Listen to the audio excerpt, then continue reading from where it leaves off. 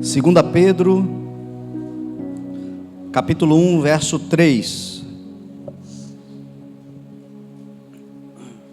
Diz assim a palavra do Senhor: seu divino poder nos deu tudo o que necessitamos para a vida e para a piedade, por meio do pleno conhecimento daquele que nos chamou para a sua própria glória e virtude.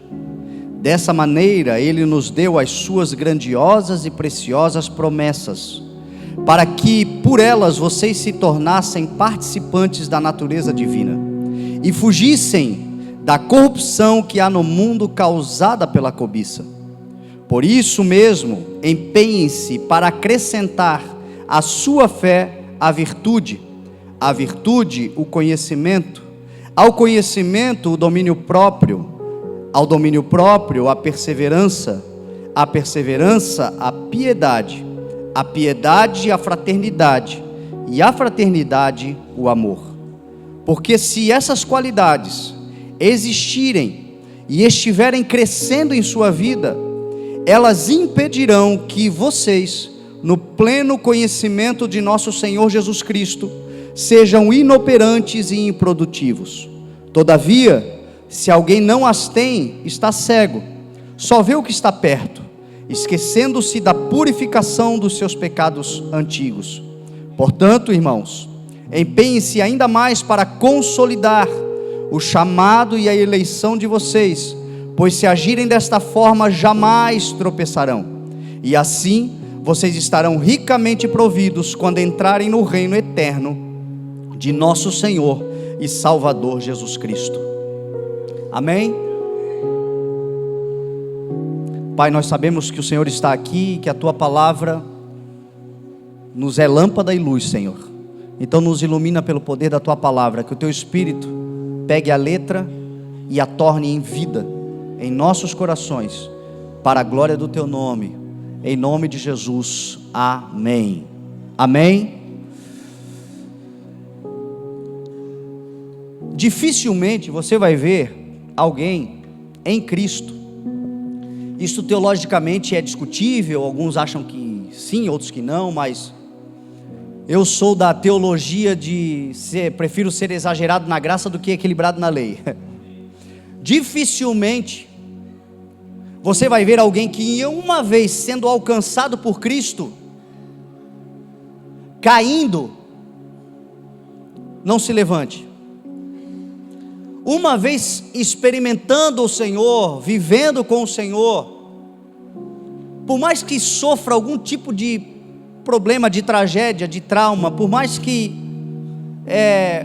se entristeça, em algum momento na sua vida o Senhor o restaurará, o colocará de pé, porque a Bíblia Sagrada diz que nada será capaz de nos afastar do amor de Deus que está em Cristo Jesus.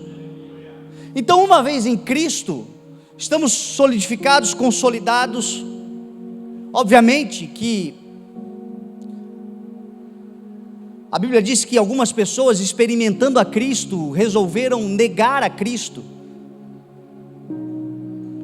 desprezar o sacrifício de Cristo. A Bíblia diz que para essas pessoas não há nem mais condições de arrependimento, porque elas estarão expondo Jesus à desonra pública mais uma vez. Mas é igual quando Jesus fala que aqueles que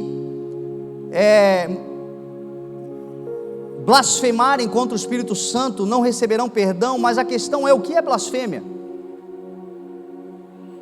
Blasfêmia é muito mais sério do que algumas pessoas às vezes tratam. Blasfêmia é muito mais do que você eventualmente se irritar até mesmo com Deus.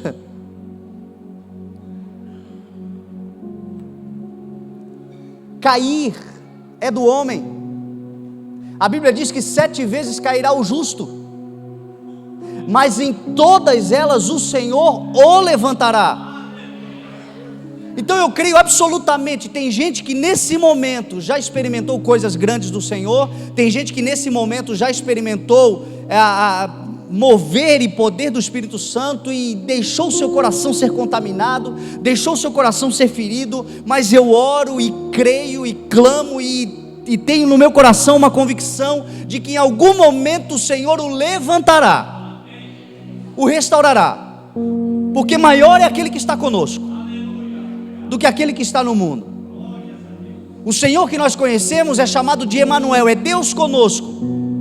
Ele em todo tempo toma a iniciativa de vir até nós. Foi Ele que veio até nós, foi Ele que veio nos buscar, foi Ele quem reconciliou com Ele mesmo o mundo, mediante Cristo. Foi Cristo quem se desfez da sua glória, se despiu da sua glória e desceu.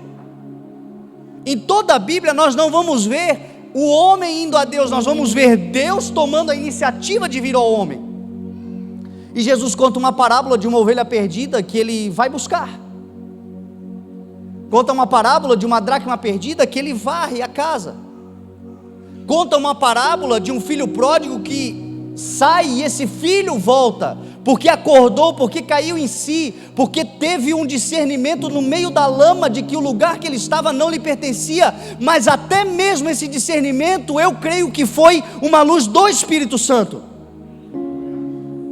o Espírito que leva a pessoa. A Bíblia diz que é a bondade do Senhor que nos conduz ao arrependimento.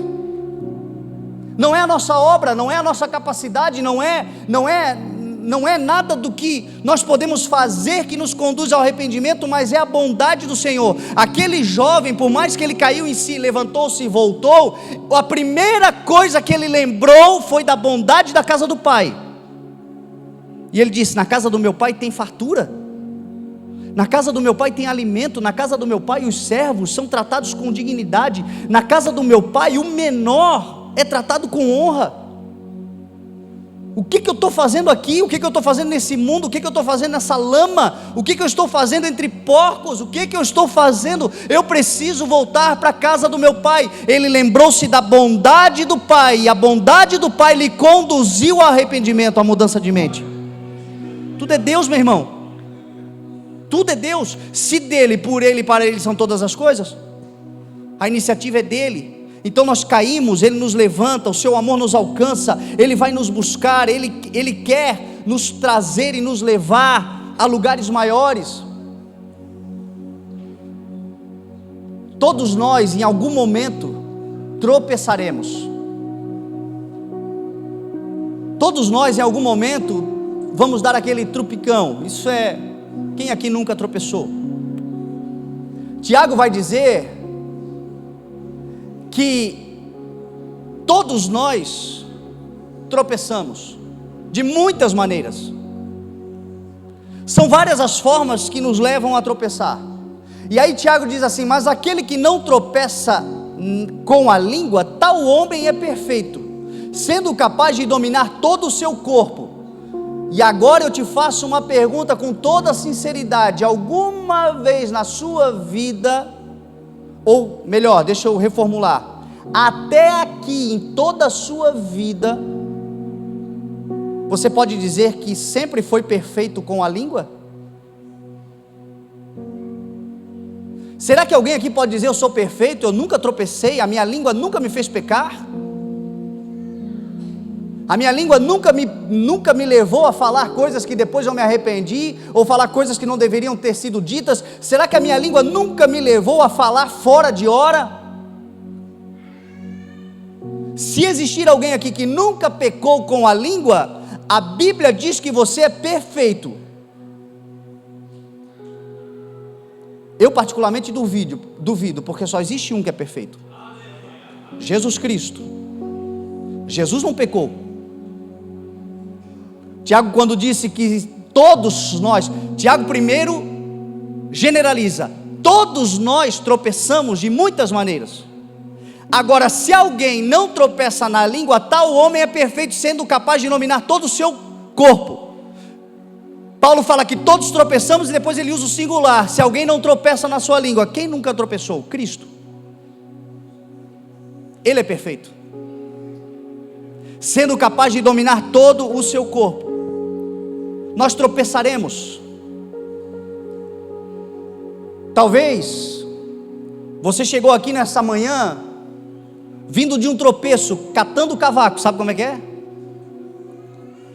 Sabe quando a gente dá aquela tropeçada e não cai, mas também não se afirma, e não cai e vai, e eu estou com a perna doída, me dê, por favor.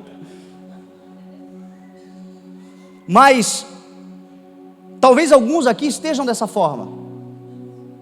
Talvez você tenha tropeçado e de fato você bateu com os joelhos no chão. Todos tropeçamos de muitas maneiras. Os tropeços acontecem na vida. Mas eu quero declarar em nome de Jesus, aquele que nos pega pela mão, está nesta manhã nesse lugar. Hoje é uma manhã de você ser colocado novamente em pé, e uma vez em pé, passar novamente a andar de cabeça erguida, com passos firmes, crendo que o Senhor é o teu Deus. Ainda que você caia 7 vezes, em todas Ele te levantará, porque você é justo, justificado nele.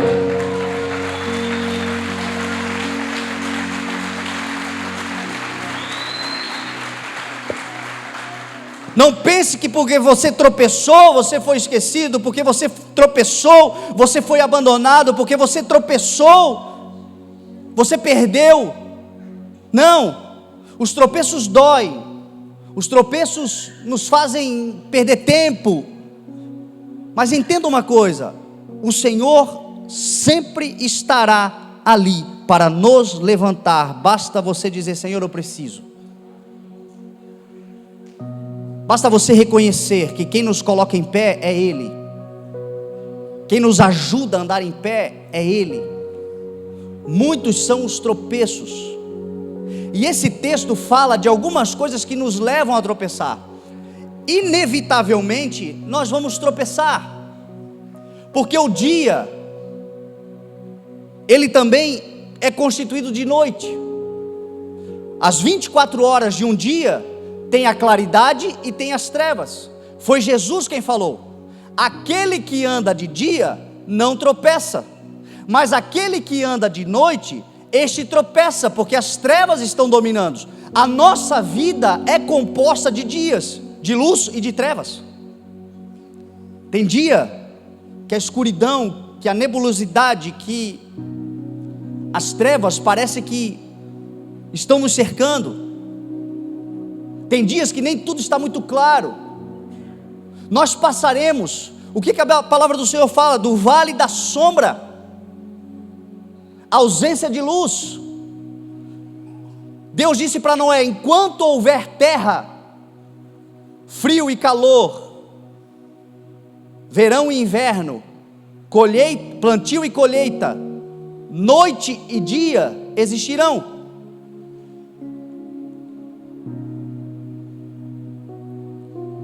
Eu tenho 8 anos de convertido. Nasci no berço cristão, mas convertido 8 anos. Eu tive muitos dias de escuridão.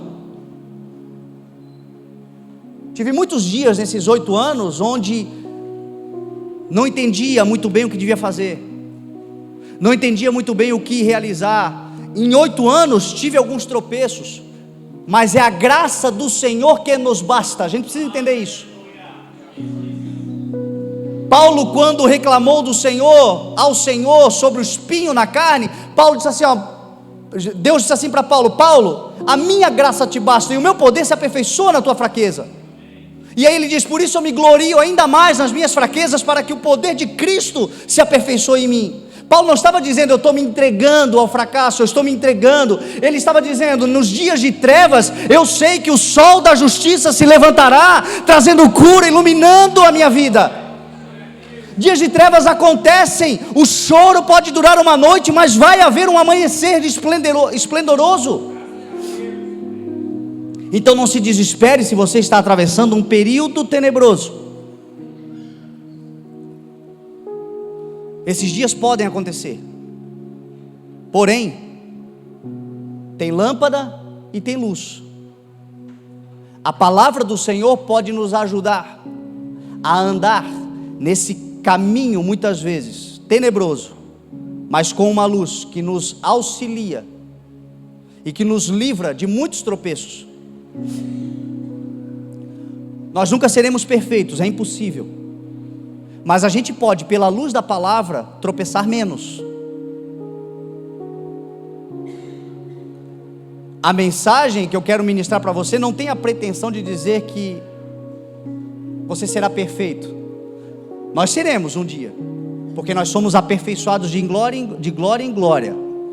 Estamos crescendo até chegarmos à altura de varão perfeito, como diz a palavra. Mas essa perfeição é no dia que nós tivermos o nosso corpo glorificado.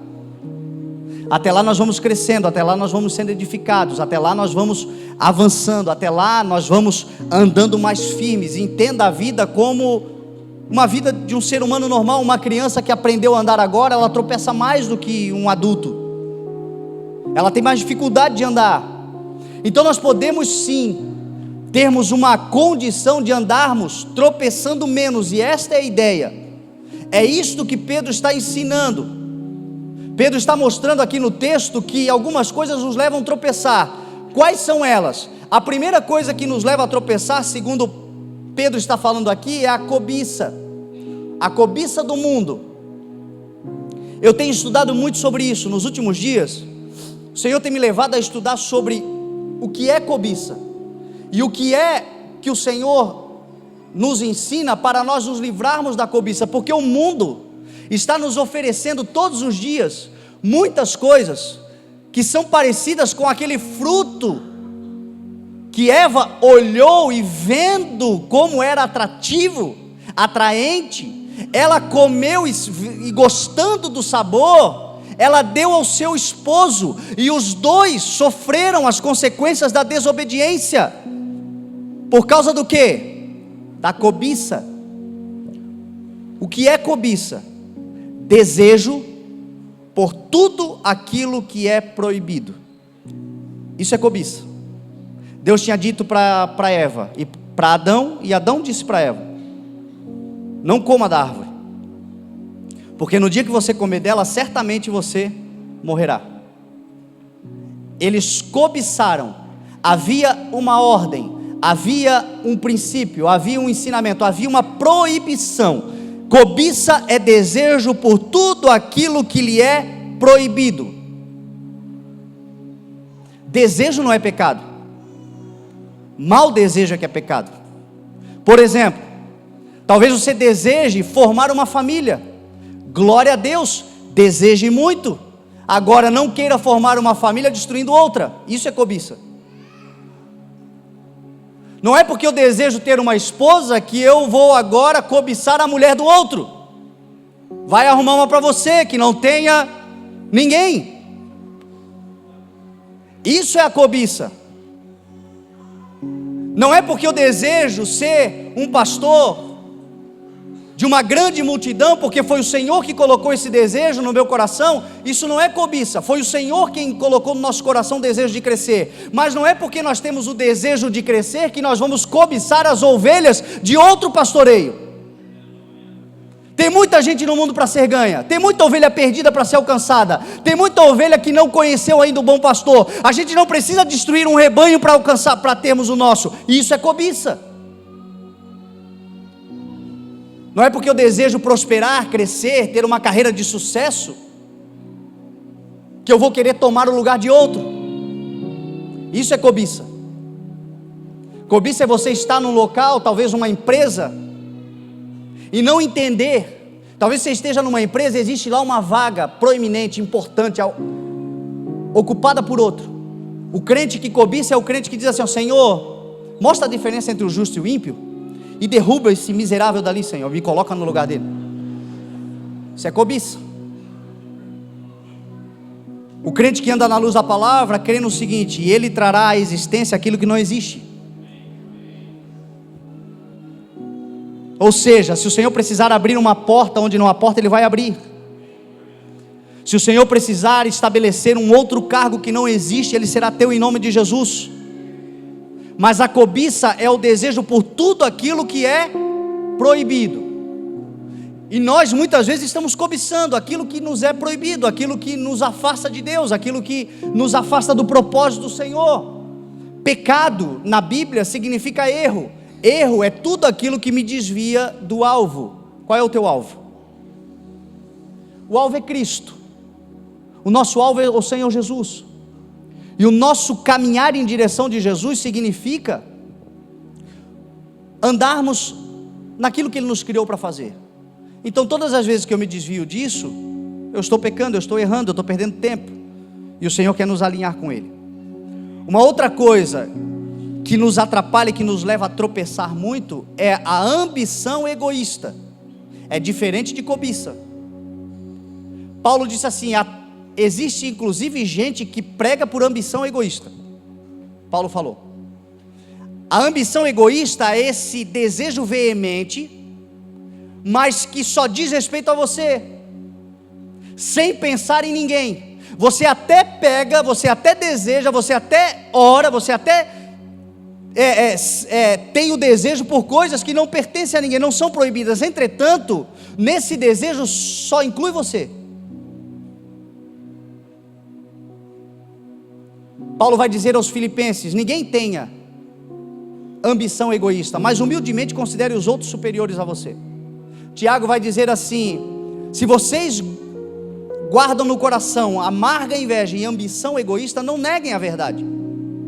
A ambição egoísta é o desejo veemente, mas que só inclui você. Deixa eu te dar um conselho: abra mão da ambição egoísta e deseje e tenha a ambição altruísta. Porque todos nós precisaremos de ambição para crescer. É impossível você crescer sem desejar crescer. É impossível você olhar para a vida e não ter uma perspectiva de nada. É impossível. Deus nos dá visão. Deus nos ensina que tudo aquilo que um dia nós desfrutaremos começa por uma visão, começa por algo que você vê com os olhos fechados, algo que você deseja no coração, algo que o Senhor planta no teu coração. Mas todo o projeto do Senhor não tem a ver só conosco, tem a ver com a coletividade. Então que o Senhor levante nessa cidade uma igreja que tenha ambição altruísta, que o nosso crescimento promova o crescimento de outros, que aquilo que o Senhor nos der, nos abençoe e não acrescente dores, porque a bênção do Senhor é esta, é uma bênção que alegra e não acrescenta dores, essa vontade de crescer. Como é que nós desenvolvemos uma ambição altruísta? Esse desejo veemente de crescer, mas que não vai provocar dores. Não significa crescer amaldiçoando, crescer destruindo, mas crescer no Senhor. A primeira coisa Pedro fala aqui: lembrar-se que o poder de Deus já está em nós para tudo que nós precisamos. Você precisa crer, meu irmão, que tudo que você precisa já está aí dentro. Isso não é palavra motivacional para fazer você se alegrar simplesmente. Isso é uma verdade. É no poder de Deus que eu e você podemos todas as coisas. Posso todas as coisas naquele que me fortalece. O poder de Deus. Pedro aqui está pregando, dizendo que tudo que nós precisamos, o poder de Deus para tudo que precisamos já está em nós. Pedro está falando. Às vezes nós estamos paralisados por conta das circunstâncias, das dificuldades que se apresentam aí fora, e olhamos para dentro e percebemos que parece que nos falta. Eu nunca me esqueço do dia que o bispo Flori olhou para mim e para o Fabiano e falou assim: comecem a igreja. E a primeira coisa que eu e ele falamos foi: nós não temos nada, bispo. Não tem dinheiro, não tem lugar, não tem cadeira, não tem som, não tem nada. Ele olhou para nós e falou assim: se Deus mandou, Deus vai prover. Vai, porque já está com vocês a unção. Nós acreditamos nisso, meu irmão, e tudo surgiu, tudo aconteceu. Começamos a compartilhar, começamos a falar, Deus começou a levantar. Mas o primeiro a acreditar na palavra tem que ser nós. O primeiro a acreditar que tudo que eu e você precisamos já está em nós, tem que ser nós mesmos. Você precisa acreditar nisso. Você já carrega tudo que você precisa. Você já tem aí dentro de você um poder extraordinário. Esse ano é um ano do extraordinário. Esse poder extraordinário, você está esperando acontecer alguma coisa extraordinária do lado de fora, e o Senhor quer fazer você entender que o extraordinário começa aí dentro, crendo que Ele já te habilitou, crendo que Ele já te capacitou, crendo que Ele já está colocando dentro de você unção, talentos, visão. Começa aqui dentro, meu irmão. Esse é o primeiro passo. Esse é o primeiro entendimento que nós temos que ter.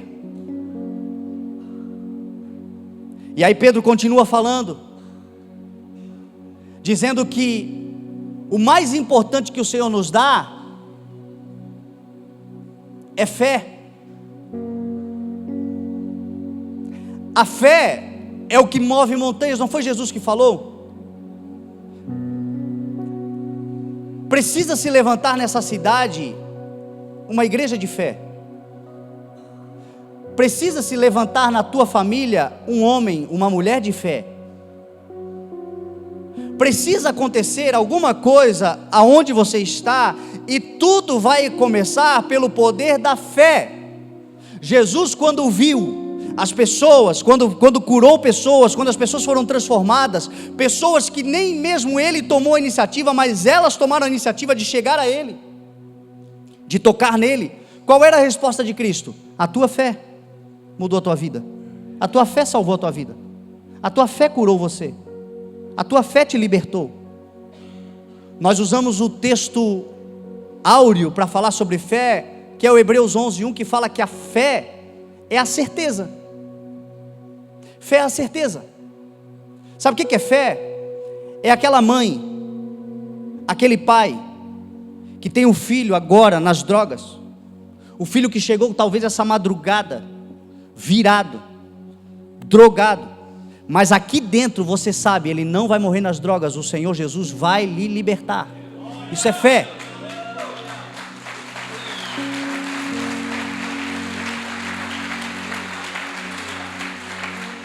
É aquela certeza das coisas que se espera, ainda que não haja materialidade.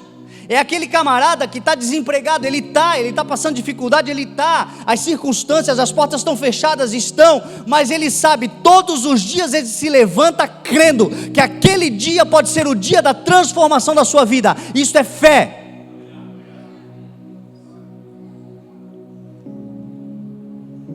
O Senhor está levantando uma igreja de fé.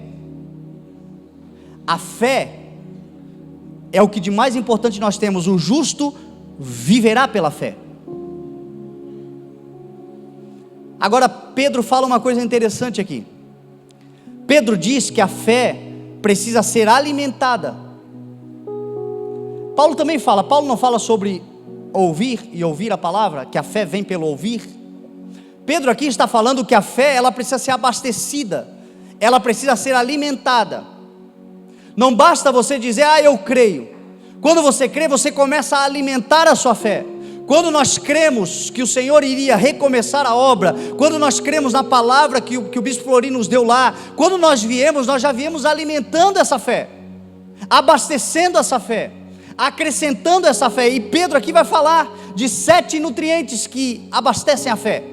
Ele diz, procurem acrescentar a vossa fé. Ele diz, virtude, conhecimento, domínio próprio, perseverança,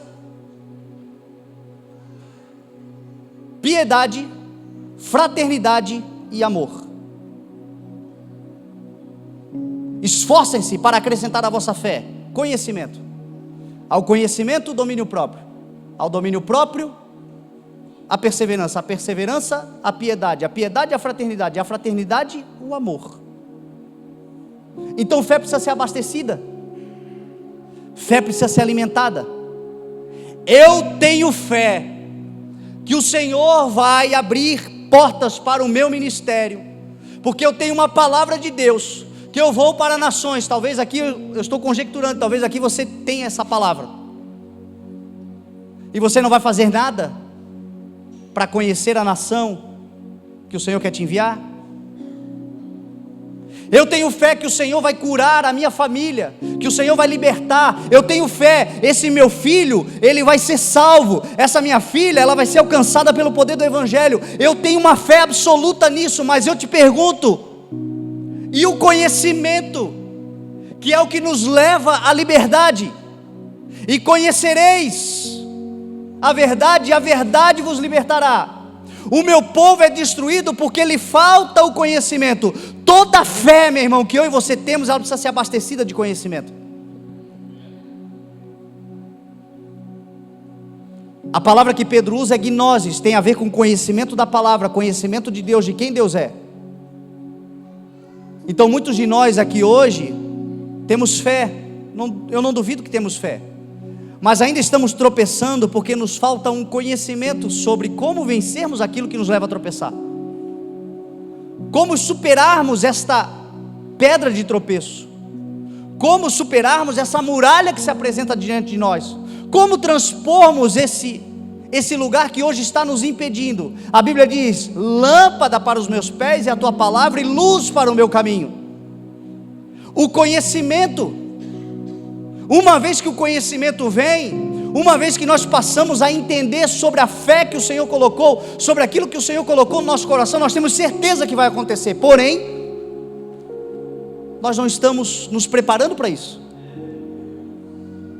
A fé é o firme fundamento daquilo que se espera, e a prova daquilo que vê. Vamos utilizar a fé como talvez um carro, um avião. Você tem fé que Deus vai te dar um avião, e quando Deus te der o avião, que você vai aprender a pilotar? Será que não dá para aproveitar o tempo em que você está carregando a promessa para se preparar, para uma vez que ela chegar, você já passar a usufruí-la? Então esforcem-se para acrescentar à vossa fé o conhecimento, ao conhecimento o domínio próprio. Veja que conhecimento, que domínio próprio vem depois de conhecimento, não é aleatório, porque toda pessoa que conhece é pacífica. Toda pessoa que tem conhecimento acerca de alguma coisa, ela tem um espírito sereno.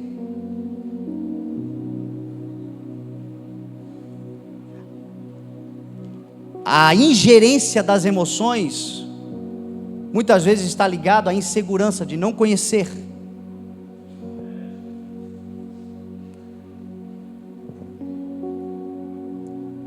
Eu vejo todos os dias irmãos na fé, piedosos, cheios de fé, homens e mulheres que confiam em Deus, que têm fé que o Senhor vai fazer, porém por falta de conhecimento estão perdendo o domínio próprio. Gente ansiosa, e a Bíblia diz assim: lancem sobre ele toda a vossa ansiedade, porque ele tem cuidado de vós. Uma vez que você entende e conhece que você pode lançar sobre ele toda a vossa ansiedade, a ansiedade não vai mais te dominar em nome de Jesus, porque você conhece e sabe que ele cuida de você. O domínio próprio é muito importante, meu irmão. O domínio próprio. Tem circunstâncias que nós jamais dominaremos. Tem situações que nós jamais dominaremos. Tem gente querendo dominar pessoas, quer dominar a vontade do outro, quer dominar a liberdade do outro. Você vai se frustrar. A Bíblia não manda nós dominarmos ninguém, a Bíblia manda nós dominarmos a nós mesmos.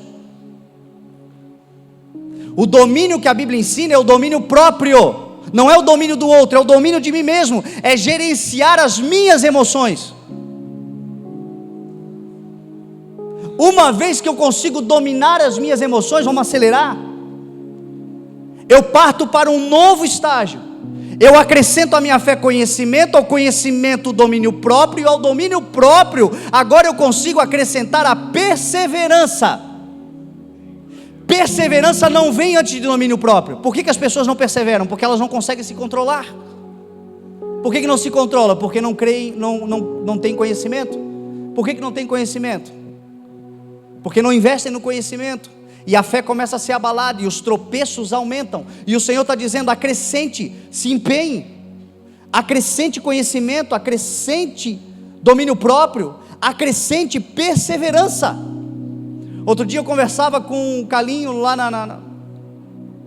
acho que era o velório do pai do Júnior, e nós conversávamos sobre perseverança, e eu falava para ele: perseverança é a junção de 3 palavras: estabilidade, constância e tolerância. No dia eu ainda me esqueci da palavra estabilidade e equilíbrio. Estabilidade, constância e tolerância, isto é perseverança. Quem é que é estável? Quem domina o seu espírito. Fé é equilíbrio.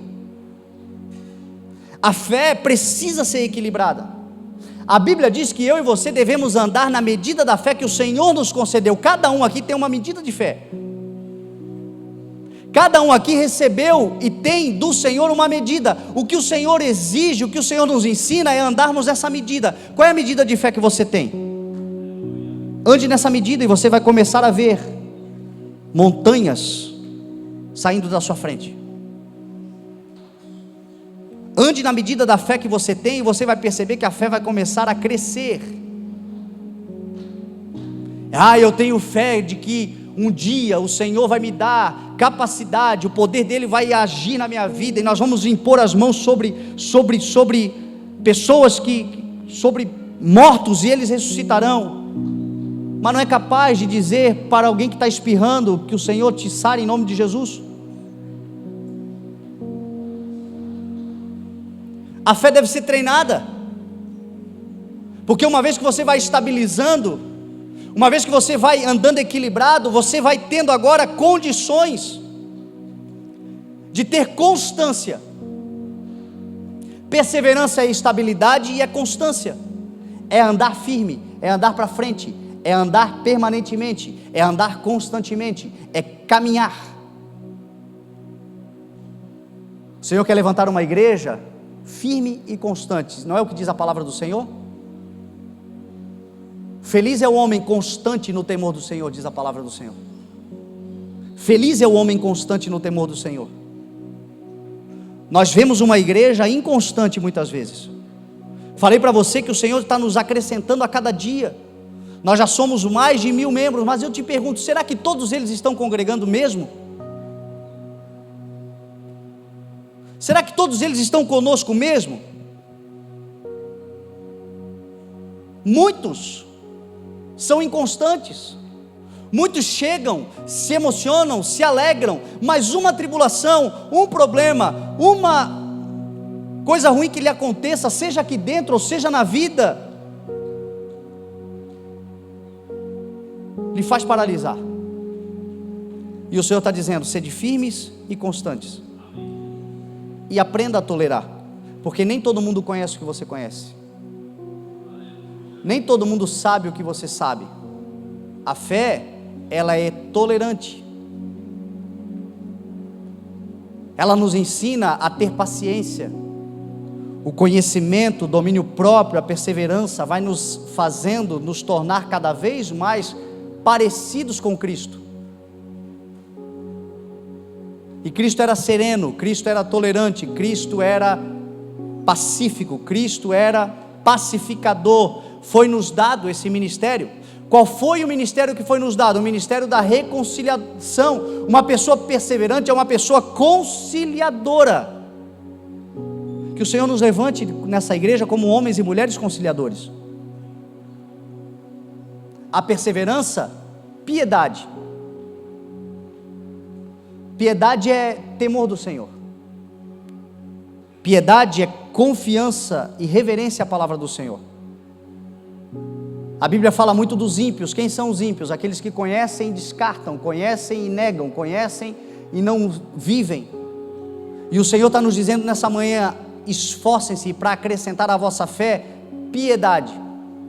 É esse temor ao Senhor de não negociar. Qual é a palavra que você carrega no teu coração? Deixa eu te dizer em nome de Jesus, de todo o coração, com temor de quem está ministrando a palavra do Senhor: não negocie nunca mais o que o Senhor tem te dado.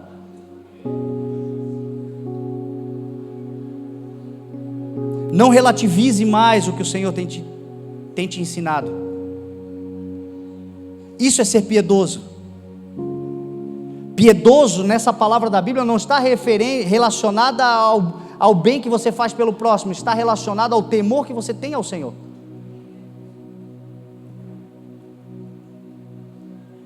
Isso faz toda a diferença, meu irmão. Você pode tropeçar, é inevitável que tropecemos, mas quem teme ao Senhor já cai dizendo: eu não queria estar aqui,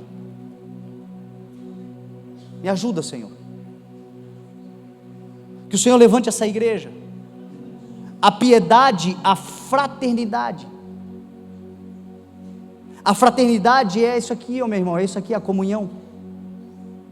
Esforcem-se para acrescentar à vossa fé a fraternidade. Não adianta nós dizermos que temos fé e andarmos sozinhos, porque o Senhor não nos criou para andar sozinhos. O poder da igreja está na unidade. A unidade não é alguém andando sozinho, a unidade é dois ou mais andando no mesmo propósito. Jesus falou que Ele está onde houver dois ou três, não onde tem um, é onde há dois ou três reunidos no seu nome. Todo o poder da igreja está na fraternidade. É por isso que o diabo trabalha tanto para te afastar da comunhão da igreja. É por isso que diante de todas as coisas que acontecem, a primeira coisa que vem no teu coração é: eu vou me afastar. Dá errado alguma coisa no trabalho, pensa: não vou mais para a igreja. Um irmão não cumprimenta, não vou mais para a igreja. O culto demorou demais, não vou mais para a igreja. Você já reparou que tudo o que dá errado foge do nosso controle? O sentimento que a gente tem é não ir para a igreja? É se afastar da fraternidade, da comunhão. E a Bíblia está dizendo: esforcem-se para acrescentar, porque se isto acontecer, meu irmão, você estará fortalecido no Senhor. A pessoa que é de comunhão, ela é perseverante. A pessoa que é perseverante, ela tem domínio. A pessoa que tem domínio próprio, ela conhece. A pessoa que conhece tem uma fé ainda mais sustentada no Senhor, e ela rompe, ela move montanhas em nome de Jesus, porque o Senhor é fiel na sua palavra. Em meu nome vocês farão.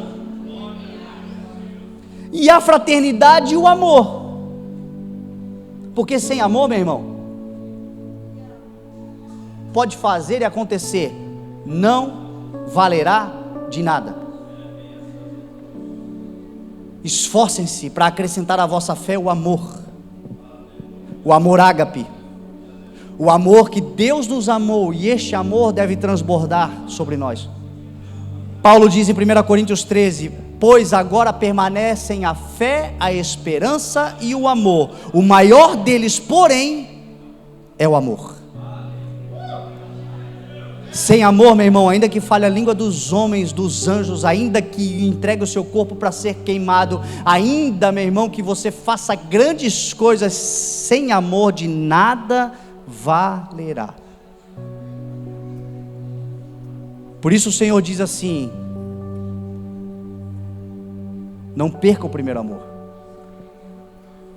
Lembre-se, talvez, da onde você caiu, e volte a praticar aquelas obras que você praticava no início, porque lá no início você fazia por amor, depois começou a fazer por outros motivos. Depois começa a fazer por ativismo, depois começa a fazer por obrigação, depois começa a fazer por tantas coisas, por alguém, por outros. O Senhor não quer que você faça, meu irmão, por isso. O Senhor quer que você faça por amor. E aí Pedro vai terminar dizendo: porque se essas qualidades existirem em vocês e estiverem crescendo, elas impedirão que no pleno conhecimento do nosso Senhor Jesus Cristo, vocês sejam inoperantes e improdutivos para toda boa obra.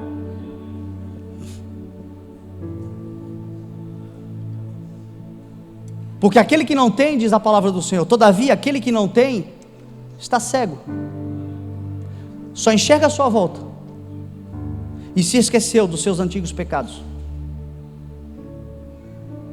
Se o Senhor não levantar essa igreja será dura, será legalista, será perseguidora, será exclusivista. Eu oro todos os dias para que o Senhor não me permita esquecer da onde Ele me tirou. Porque se essas qualidades, a Bíblia chama isso de qualidades, existirem e estiverem crescendo, nós não seremos inoperantes nem improdutivos. Porém, elas precisam crescer. Talvez você tenha, hoje é um culto de ceia é para isso mesmo. E o Senhor está dizendo assim: cresça, porque eu tenho mais para você. Não se acomode, não paralise aí. Pessoas que têm o dom da palavra, cresça, busque mais conhecimento. Pessoas que têm o dom de servir, cresça, busque mais sobre isto. O pessoal do Alenon que eu vejo aqui tocando, o pessoal cantando, cresçam, invistam no talento, no dom que o Senhor tem dado. Cada um de nós aqui tem algo do Senhor, e a Bíblia diz assim, que se estas qualidades existirem e crescerem, nós não seremos inoperantes nem improdutivos. Eu tenho certeza, meu irmão, que o Senhor nos deu nesse lugar um povo que tem fé. Eu tenho certeza que nós somos uma igreja que tem manifestado os dons do Espírito. Nós estamos vendo tudo isso acontecendo no nosso meio. Nós estamos vendo coisas extraordinárias do Senhor fazendo. Nós estamos vendo o Senhor levantando pessoas. Nós estamos vendo. Entretanto, meu irmão, nós estamos chegando na metade do ano. E talvez você já esteja sendo tentado a pelo menos, eu vou ficar por aqui mesmo, do jeito que tá bom. O tá bom é parente do tá ruim. A Bíblia diz, se você parar de aprender, se você parar de crescer, quem está em Cristo cresce, quem está em Cristo avança. Quem está em Cristo, quem te vê hoje, meu irmão, você é diferente do que foi ontem, em nome de Jesus. Pessoas que não te veem há um bom tempo, ao olharem para você, vão perceber que você cresceu, que você avançou, que o Senhor te deu mais, que você está entendendo melhor, que você está tendo um discernimento maior, que os dons estão sendo qualificados, que as coisas estão acontecendo na sua vida. Deus não nos criou, meu irmão, para nós andarmos na paralisia, ou ficarmos paralisados, ou chegarmos até aqui, tá bom? Não, meu irmão, é todos os dias até que Ele venha. Nós estamos caminhando para nos tornarmos homens e mulheres perfeitos, porque somos aperfeiçoados por Ele, e em todo o tempo Ele tem acrescentado em nossa vida. Não se conforme, esforce-se para acrescentar a sua fé conhecimento, ao conhecimento domínio próprio, ao domínio próprio a perseverança, a piedade, a fraternidade, e a fraternidade o amor. Porque se essas qualidades existirem e estiverem crescendo em vocês, elas impedirão de, no pleno conhecimento de Cristo, vocês sejam improdutivos e inoperantes. Eu quero declarar em nome de Jesus, nós estamos aí já às portas do próximo semestre. Esse próximo semestre que vai entrar, daqui para frente, o Senhor vai te fazer produzir numa velocidade acelerada. Você vai viver o que você nunca viveu. Os melhores meses de toda a tua história ainda estão por vir, porque o Senhor está te ensinando, está abastecendo a tua fé, está acrescentando fé em você, está dando elementos que vão nutrir a tua fé, e tudo é possível aquele que crê, diz a palavra do Senhor. Nada é impossível para Deus. Se creres, verás. Abasteça a tua fé em nome de Jesus. Você crê? Vamos nos colocar de pé e vamos orar.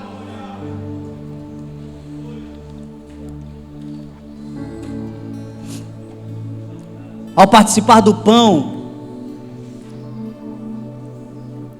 espiritualmente, acredite que você está nutrindo a tua fé, está abastecendo a tua fé com tudo isto que nós aprendemos hoje. Que fique no coração da igreja esse entendimento, que fé não é simplesmente achar que alguma coisa vai dar certo, mas em crendo avançando, em crendo falando, em crendo se abastecendo, em crendo se alimentando, em crendo.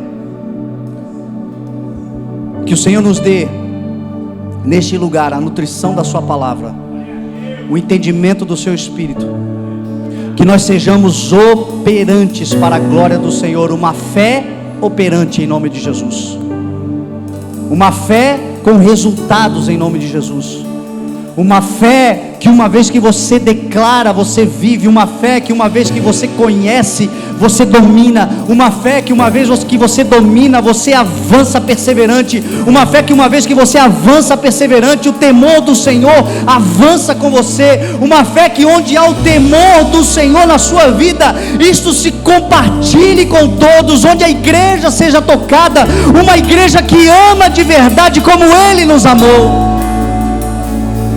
Que a nossa fé seja abastecida. Quero pedir aos cooperadores que passem a ceia, por favor.